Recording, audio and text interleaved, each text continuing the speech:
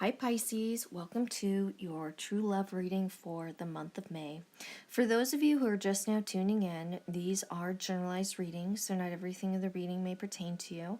I am available to answer any questions as well as to do private readings and can be reached at mantraflowtarot@gmail.com. So the first card in the spread is the Seven of Cups, and this touches on where you're at now in regards to this dynamic. And whenever we are working or are encompassed with this type of energy, it has to do with kind of feeling like our mind is all over the place, that we're not able to focus in one specific direction of where we want to take this dynamic, but instead we're being flooded with all of the different opportunities or directions that we can take this situation in.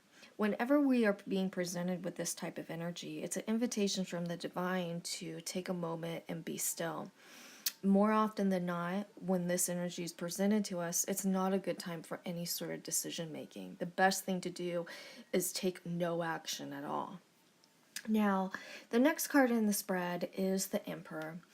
And this has to do with where your partner's at in regards to this situation.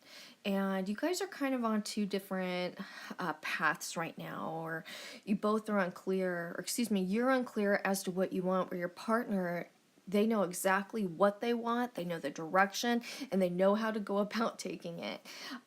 Sometimes when we are being presented, when we are around somebody who's encompassing this type of energy, it's almost like there's a feeling where they take up a lot of space because their confidence is so big and they know exactly what they want. And sometimes they can come across as being a little overwhelming or overbearing. Everything that this person does, their intentions are so good. It's out of love and kindness, and they just want you to follow their lead. They know what they want and they know how to get it. Now, what's working against you in regards to this situation is the energy of the Son of Wands. Sometimes whenever we are dealing with this type of energy, it has to do with maybe sometimes feeling like we have to carry that we have to carry a persona where we are larger than life. Sometimes when we are dealing with this type of energy, it has to do with almost as if you're a people pleaser, you're an entertainer.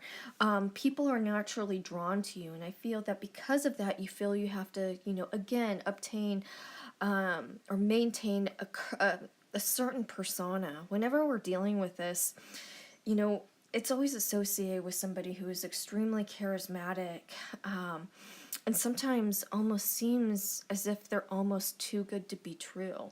Whenever we are dealing with this, it's a good reminder that we don't always have to be perfect, okay? Our flaws are part of what makes us individuals, which ultimately makes us perfect. Now, what's working against your partner in regards to this situation is the reverse energy of the Hermit. And it's really interesting because when we are dealing with somebody who has such a strong personality, such as the Emperor, you wouldn't think that they would have, sometimes a hard time communicating, that sometimes they get lost within themselves and they're hard to penetrate when they get into the depths of themselves, that sometimes they don't always communicate in the best way possible. Now, what connects you guys is the energy of the Lovers, okay? So we do have this intense soulmate, twin flame type dynamic. It also presents an opportunity for growth, a reflective type of energy, which allows you to see things clearly from each other's perspective, which allows you great opportunity for growth, okay? Now, what you need to learn to make this relationship successful is the energy of the Nine of Cups, okay? This is practicing a little bit of optimism, but also acknowledging that this emotional connection that you have with this individual is very special. And there's lots of different opportunities or prosperous avenues, which prosperity is so much more than monetary things. Prosperity applies to all things in abundance, and it's very present in regards to this connection. Now, what your partner needs to learn in order for this relationship to be successful is the energy of the Tower.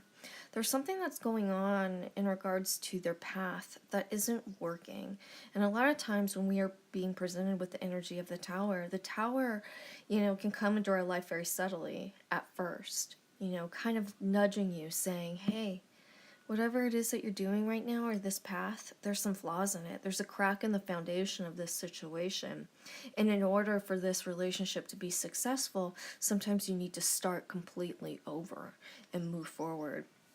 And whenever we're dealing with the energy of the Tower, it can be very destructive, and it can be something that's very uncomfortable to move through.